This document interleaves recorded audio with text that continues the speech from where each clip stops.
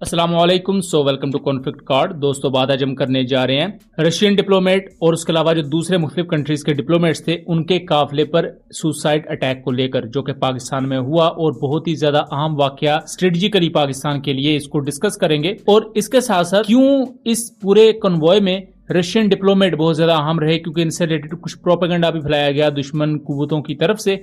इन तमाम चीजों को लेकर बात करते हैं। 22 सितंबर को इस्लामाबाद में chamber of commerce and industry में स्वात टूरिज्म समिट हुआ, जिसमें रशिया की तरफ से काजाकिस्तान, नाइजीरिया, जो दूसरी सेंट्रल एशियन स्टेट्स हैं, बहुत से फ्रेंडली पाकिस्तान नेशन, ये डिप्लोमेट्स इन्होंने स्वात टूरिज्म समिट में पार्टिसिपेट किया। और इस समिट का मकसद ये था कि स्वात और इस तरह के जो दूसरे पाकिस्तान के एरियाज है जो बहुत ज्यादा नेचुरल खूबसूरती से माला माल है, वहां इन मुल्कों के लोगों को मोटिवेट किया जाए कि आप आए, इन एरियाज को विजिट करें। और इससे जारी बात है, इकोनॉमिकली पाकिस्तान को फायदा होगा और पाकिस्तान का एक पॉजिटिव इमेज जाएगा, क्योंकि स्वात का एरिया, केपीके के बहुत से एरिया, इन एरियाज में चूंकि टेररिज्म का एक पूरे का पूरा एलिमेंट रहा है ऑपरेशन ज़र्ब-ए अज़ब से पहले। तो आपने अगर कभी इंग्लिश मूवीज को भी देखा होगा तो वहां भी पश्तूनों को, या खास तौर पर जो ये केपीके के एरियाज है पाकिस्तान के, इनको इस तरह दिखाया जाता है कि यहाँ हर बंदा गन्स लेकर फिर रहा है या दहशतगर्द है हर बंदा। तो एक नेगेटिव इमेज हमेशा से दुनिया में परसिस्ट करता रहा है। तो उसी को काउंटर करने के लिए ये एक अच्छी चीज थी, क्योंकि ऑपरेशन ज़र्ब-ए अज़ब के बाद इन एरिया से टेररिज्म का ऑलमोस्ट खात्मा हुआ था। और स्वात एक बहुत अच्छा टूरिज्म पॉइंट भी है, जैसे अगर हम पंजाब में देखें तो मरी का एरिया आ जाता है। तो इसीलिए ये स्वात टूरिज्म समिट था। इस समिट से फारग होकर जब ये मुख्तलिफ डिप्लोमेट्स वापस जा रहे थे, उसके बाद आई बिलीव इनको स्वात लेकर जाया जाना था। और रस्ते में मिगोरा के एरिया में एक आईईडी ब्लास्ट होता है। ये इंटीग्रेटेड एक्सप्लोसिव डिवाइस का जो ब्लास्ट है, ये ऑब्वियसली किसी टेररिस्ट प्रोक्सी की तरफ से किया गया। और इस अटैक में 3 पैरामिलिट्री फोर्सेस के जो पर्सनल थे वो जख्मी होते हैं, एक की शहादत होती है। इसके बाद एक प्रोपेगेंडा लॉन्च किया जाता है इंडियन साइड से, और उस प्रोपेगेंडा में ये बेसिकली नैरेटिव बनाया जाता है कि जो रशियन डिप्लोमेट है जिनका नाम अल्बर्ट डी खोरेव है, वो अपनी जान गंवा चुके हैं या वो काफी ज्यादा जख्मी हुए हैं इस टेररिस्ट अटैक में। लेकिन इसके फौरन बाद ही रशियन एम्बेसी की तरफ से ऑफिशियल ट्वीट आती है, जिसमें वो ये क्लेम करते हैं कि किसी भी डिप्लोमेट को नुकसान नहीं पहुंचा और जो रशियन डिप्लोमेट हैं वो भी इस वक्त बिल्कुल सही सलामत है। बुनियादी तौर पर ये रशिया के एम्बेसडर हैं पाकिस्तान में। तो यहाँ मैं आपको थोड़ी सी और डिटेल बताता चलूं कि जो आईडी ब्लास्ट था ये इनके काफिले पर हुआ, लेकिन जो डिप्लोमेट्स की गाड़ियां थी वो पहले ही आगे जा चुकी थी।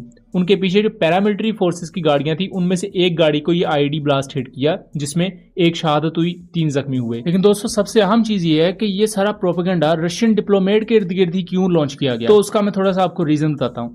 रशिया ने रिसेंटली जब अगस्त के महीने में बीएलए यानी कि बलोच लिबरेशन आर्मी, जो कि बलोच नस्ल का नाम लेकर टेररिज्म करती है बलोचिस्तान में, और इसके बारे में पाकिस्तान ये क्लेम करता है कि इंडिया इनको सपोर्ट फराहम करता है। कुलभूषण यादव भी इसी पूरे कॉन्टेक्स्ट में बलोचिस्तान से गिरफ्तार हुआ था, जो कि इंडियन नेवी का ऑफिसर था। बलोच लिबरेशन आर्मी ने अटैक्स किए अगस्त में पाकिस्तान के मुख्तलिफ एरियाज में, बलोचिस्तान के मुख्तलिफ एरियाज में। इसमें पाकिस्तान का भी नुकसान काफी हुआ। जब जवाबी कार्रवाई की गई तो बीएलए का भी नुकसान काफी हुआ। तब रशिया ने खुलकर बीएलए के जो टेरर अटैक्स थे उनको कंडेम किया, कहा कि वो पाकिस्तान को हर किस्म की सपोर्ट फराहम करेंगे अगर पाकिस्तान उनसे मदद के लिए मांगता है। और इंडिया तब नहीं चाहता था कि बीएलए के खिलाफ रशिया कोई भी बयान दे या पाकिस्तान की सपोर्ट में बयान दे। ना सिर्फ ये, बल्कि रशिया ने S-350 ड्रोन सिस्टम्स भी पाकिस्तान को प्रोवाइड किए रिसेंटली, ताकि पाकिस्तान बीएलए, टीटीपी इन जैसी प्रोक्सीज के खिलाफ लड़ सके। और रशिया ने मुख्तलिफ अपनी प्रेस रिलीजेस में खुलकर ये कहा हुआ है कि हमने ये जो ड्रोन सिस्टम्स हैं ये पाकिस्तान को टेररिस्ट के खिलाफ लड़ने के लिए दिए हैं। उसके साथ साथ रशिया ने यहां तक कहा कि हम हर किस्म की सपोर्ट पाकिस्तान को फराहम करेंगे, इंटरनेशनल सतह पर, सफारती सतह पर, दिफाई सतह पर, हर किस्म की। और ये चीज इंडिया के लिए बेहतर नहीं थी। अब इंडिया क्यों नहीं चाहता कि रशिया बीएलए के खिलाफ बोले, वो आप खुद समझ गए होंगे। इसीलिए अब ये जो अटैक हुआ, हालांकि डिप्लोमेट्स सही सलामत पहुंच गए, उन्हें कोई मसला नहीं हुआ। ये काफी पीछे जो सिक्योरिटी फोर्सेस की गाड़ी थी उन पर अटैक हुआ, लेकिन रशियन डिप्लोमेट के बारे में ये जो गलत खबरें फैलाई गई, उनका मकसद भी अब आप खुद समझ चुके होंगे कि क्यों रशियन डिप्लोमेट को लेकर यहाँ टारगेट किया जा रहा है। यहाँ दोस्तों अहम चीज ये है कि इस पूरी गलत खबरों के नैरेटिव का भांडा फोड़ा खुद रशियन एम्बेसी नहीं। उन्होंने अपने ऑफिशियल ट्वीट में ये बात वाजे कर दी कि किसी को भी नुकसान नहीं पहुंचा और चीजों को हैंडल किया गया। अभी तक दोस्तों किसी भी टेरर ऑर्गेनाइजेशन ने इसकी रिस्पॉन्सिबिलिटी कबूल नहीं की, ना टीटीपी ने, ना ही किसी और ग्रुप ने।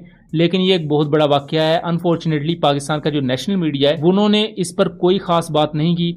उनके पास बस यही खबरें होती हैं कि फलां सियासतदान ने ये कर दिया, फलां सियासतदान ने इस तरह के कपड़े पहन लिए, फलां सियासतदान ने ये कर दिया।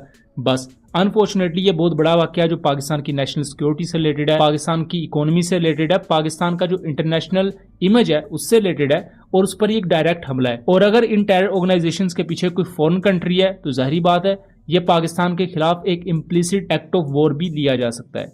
दूसरी तरफ रशियन एम्बेसी ने बहुत ज्यादा पॉजिटिव चीज कही, उन्होंने प्रेज भी किया कि जिस तरह पाकिस्तानी सिक्योरिटी फोर्सेज ने उनकी गाड़ियों की हिफाजत की और अल्टीमेटली पैरामिलिट्री फोर्सेज के जवान ने शहादत भी दी, 3 जख्मी भी हुए। तो यहाँ इंडिया के लिए कोई बेहतर चीज नहीं, क्योंकि इंडिया दिन ब दिन अमेरिका के ज्यादा करीब हो रहा है। उस वजह से रशिया वहां चेक एंड बैलेंस रखने के लिए भी थोड़ा सा पाकिस्तान को ज्यादा बैक करेगा, पाकिस्तान के हक में ज्यादा बयान देगा, जिसको ऑब्वियसली इंडिया पसंद नहीं करता। यहाँ पाकिस्तान को इन टेरर प्रोक्सीज के खिलाफ एक जामे हिकमत अमली बनाने की जरूरत है, जहां हम देखते हैं कि इंटेलिजेंस ग्लिच, इंटेलिजेंस फेलियर भी कंसीडर किया जाएगा, क्योंकि डिप्लोमेट्स के बहुत ज्यादा करीब ये एक वाकया हुआ और इसमें अल्लाह ना करे कोई बड़ा वाकया हो जाता, अफसोसनाक वाकया, तो पाकिस्तान का जो इंटरनेशनल इमेज है उस पर बहुत ज्यादा क्वेश्चन मार्क उठ सकते थे। और जिस स्वाद को क्लियर करवाने के लिए इतनी ज्यादा जानें दी गई, इतने साल और इतने रिसोर्सेज अपने लगाए, उससे रिलेटेड पूरा जो इमेज है उस पर भी असर पड़ सकता था। लेकिन यहाँ अभी भी बहुत सी फील्ड्स में बहुत ज्यादा इंप्रूवमेंट की जरूरत है, जिसके लिए काम किया जा रहा है और हमारी ये तवक्को है कि इसके बारे में बेहतर नताइज सामने आए।